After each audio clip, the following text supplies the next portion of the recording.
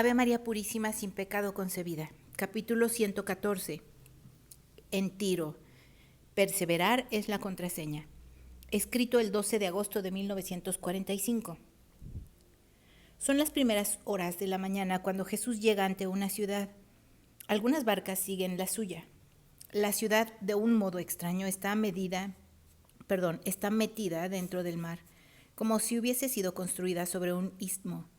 O mejor dicho, como si un delgado istmo uniese toda la parte que se entra en el mar con la de la playa. Vista desde el mar, parece un enorme hongo recostado sobre las ondas, con su sombrete y enclavado con sus raíces en la costa y el istmo del tallo. De una parte y de otra hay dos puertos. El del norte, menos cerrado, está lleno de pequeñas embarcaciones. El otro, al sur, mejor defendido, tiene grandes navíos que acaban de llegar o que están por partir. Es menester ir allá, dice Isaac, señalando al puerto de pequeñas embarcaciones. Allá están los pescadores. Dan vuelta por la isla y ven que el istmo es artificial, una especie de dique ciclópeo que une una islilla con la tierra firme. En otros tiempos se podría construir sin mezquindad. Al ver esta obra y el número de sus naves ancladas en sus puertos, deduzco que debe de haber sido una ciudad rica y activa, comerciante. Detrás de la ciudad, pasando una zona plana, hay colinillas de hermosa presentación y más allá, lejos, se puede distinguir el Gran Hermón y la cadena libanesa. También deduzco que esta ciudad sea una de las ciudades que vi yo desde el Líbano. La barca de Jesús está llegando al puerto que da al norte, porque su ancla no se ancla, sino que lenta, a fuerza de remos, avanza, hasta que Isaac descubre a los que buscaba y a quienes llama a grandes gritos. Se acercan dos hermosas barcas pesqueras y el equipaje se inclina hacia el lado de las barcas más pequeñas que traen los discípulos. Amigos míos, el maestro está con nosotros. Venid, si queréis oírle hablar. Al atardecer regresará si caminó, dice Isaac. Vamos al punto. ¿A dónde iremos? A un lugar tranquilo. El maestro no baja a Tiro ni a la ciudad. Hablará desde la barca. Escoged un lugar sombreado y que nos resguarde del calor. Venid a las rocas entonces, detrás de nosotros. Hay ancones quietos y sombríos. Hasta podréis bajar. Y se dirigen a un encogimiento del arrecife que da más al norte. La costa separada a pico defiende el del sol. El lugar es solitario. Solo las gaviotas y palomas que moran allí salen a sus correrías y vuelven con grandes chillidos a sus nidos que tienen en la roca. Otras barcas pequeñas se han unido a las que hacen de guía y forman una pequeña flotilla. En el fondo de este minúsculo golfo hay una especie de playa, una placita acomodada sobre piedras, pero puede dar acogida a 100 de personas. Bajan empleando un arrecife largo y plano que sobresale del agua, cual si fuera un dique natural, y se dispersan sobre la plazoleta de piedra iluminada por el sol. Son hombres morenos, delgados, quemados del sol y del mar. Bajo sus vestidos cortos aparecen los miembros ágiles y delgados. Se nota claramente la diversidad de razas al compararse con la de los judíos que están aquí presentes. Diversidad menos aparente con la de los galileos. Podría decir que estos sirofenicios tienen más semejanza a los antiguos filisteos que con los pueblos vecinos, al menos los que estoy viendo. Jesús tiene a su espalda la costa y empieza a hablar. Se lee en el libro de los Reyes cómo el Señor dijo a Elías que fuese a Sarepta de los Sidonios, y había entonces una sequedad y carestía que azotaba la tierra ya por 3 años.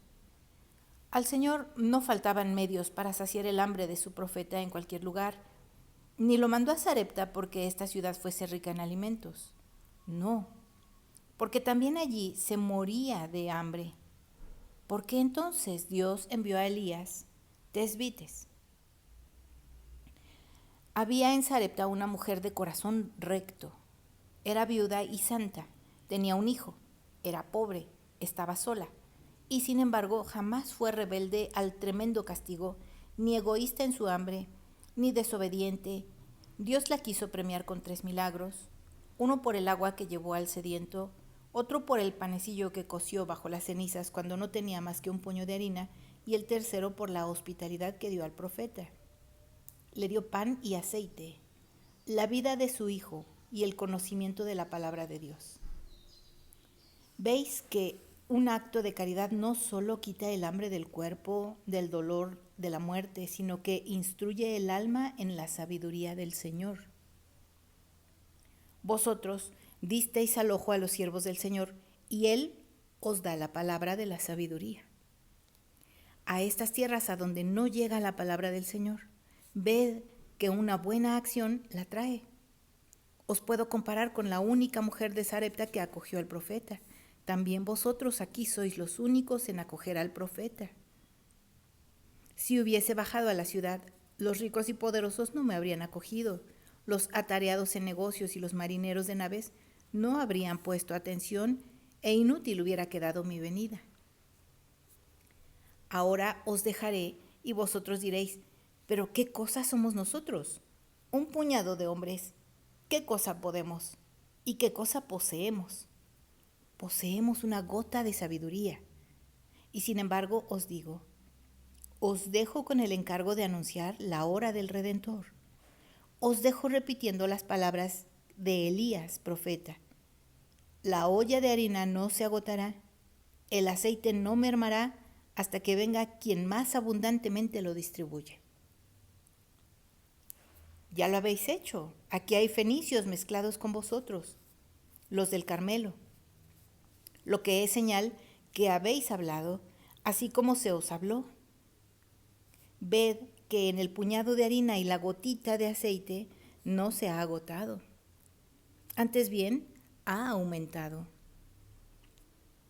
Continuad haciéndolas aumentar. Y si os pareciere que Dios os haya escogido para esta obra, no sintiéndoos aptos para ejecutarla, decid la palabra que tanto ayuda. Haré lo que tú digas, fiándome de tu palabra. Maestro, pero ¿cómo comportarnos con estos paganos? A estos los conocemos por la pesca. El trabajo en común hace todos iguales, pero los demás, preguntó un pescador de Israel. El trabajo en común hace a todos iguales, tú lo has dicho. ¿Y un origen común no serviría para unir? Dios creó tanto a los israelitas como a los fenicios. Los de la llanura de Sarón o de la alta Judea no difieren de los de esta costa.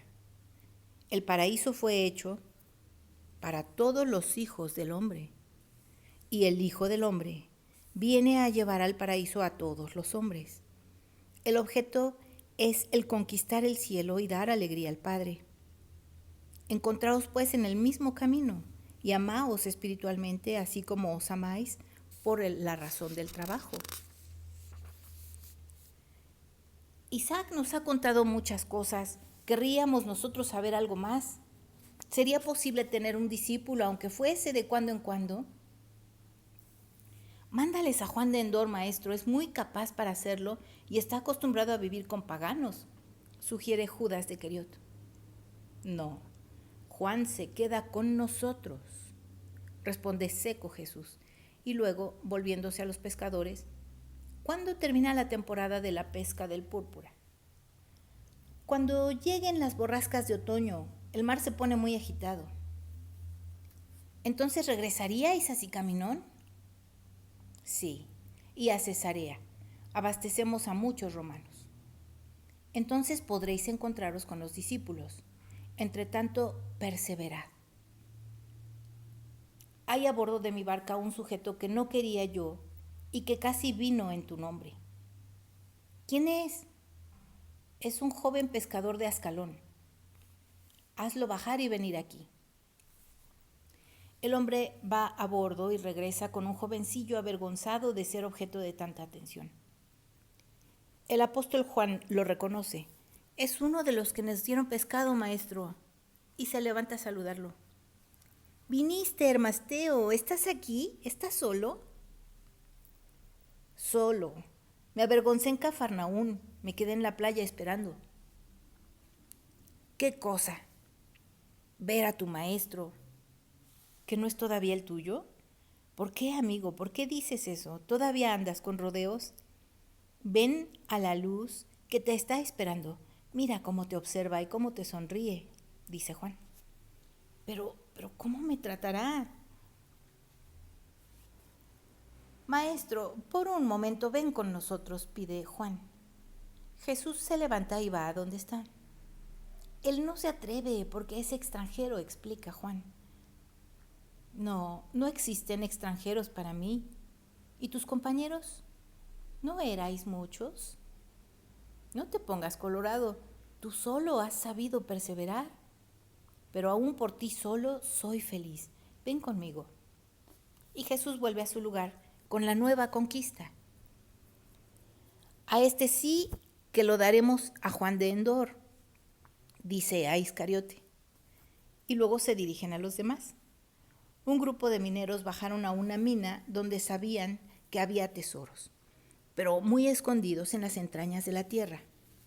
Empezaron a excavar. El terreno era duro y el trabajo lleno de fatiga. Muchos se cansaron y arrojaron los picos y se fueron.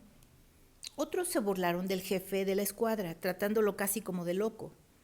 Otros maldijeron su suerte, el trabajo, la tierra, la mina, y con coraje golpearon el suelo, despedazando el filón en pedazos inútiles, y luego, después de haber visto que no habían ganado nada, se fueron también.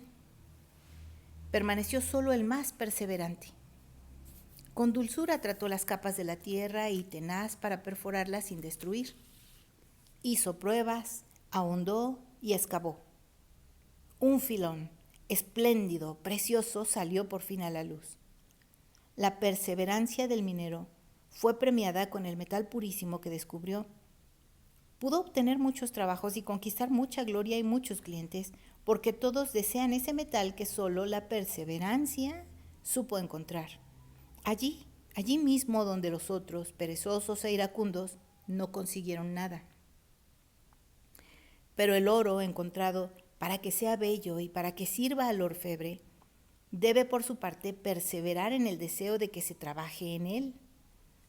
Si el oro, después del primer trabajo de excavación, no quisiese padecer penas, sería un metal tosco y rústico. Veis, pues, que no basta el primer entusiasmo para lograr algo, bien se trate de apóstoles, de discípulos, como de fieles. Es necesario perseverar. Hermasteo tenía muchos compañeros, y en el primer entusiasmo prometieron venir, pero solo él vino. Muchos son mis discípulos y más los habrá, pero la tercera parte de la mitad solo lo serán hasta el final. Perseverar es la contraseña para todas las buenas. Cuando arrojáis el trasmayo para atrapar las conchas de la púrpura, ¿lo hacéis de una sola vez? No, sino una después de otra y por horas, días, meses, prontos a regresar al lugar al año siguiente, porque da pan y comida y comodidad a vosotros y a vuestras familias. ¿Querríais comportaros de manera diversa con las cosas más grandes que son los intereses de Dios y de vuestras almas? ¿Con las de vuestros hermanos? Bien seáis fieles, bien discípulos. En verdad os digo que para extraer la púrpura de las vestiduras eternas es necesario perseverar hasta el final. Y ahora portémonos como buenos amigos hasta que llegue la hora de mi regreso. Así nos conoceremos mejor y será más fácil reconocernos entre nosotros. Y se extienden por el pequeño ancón pétreo. Cuecen mejillones y langostas que han sacado del arrecife, pescados o cogidos con sus redes. Descansan sobre un lecho de algas secas dentro de cavernas que abrieron terremotos o las mismas ondas, entre tanto que el cielo y mar son de un azul que ciega y que se besa en el horizonte, y las gaviotas no dejan de ir y volver a sus nidos con chillidos estridentes y sacudidas de alas. Únicas voces que junto al chapoteo de la ola hablan en esta hora de calor sofocante del estío. El Señor te bendiga y te guarde, haga brillar su rostro sobre ti y te conceda su gracia. El Señor vuelva su rostro hacia ti y te conceda su paz.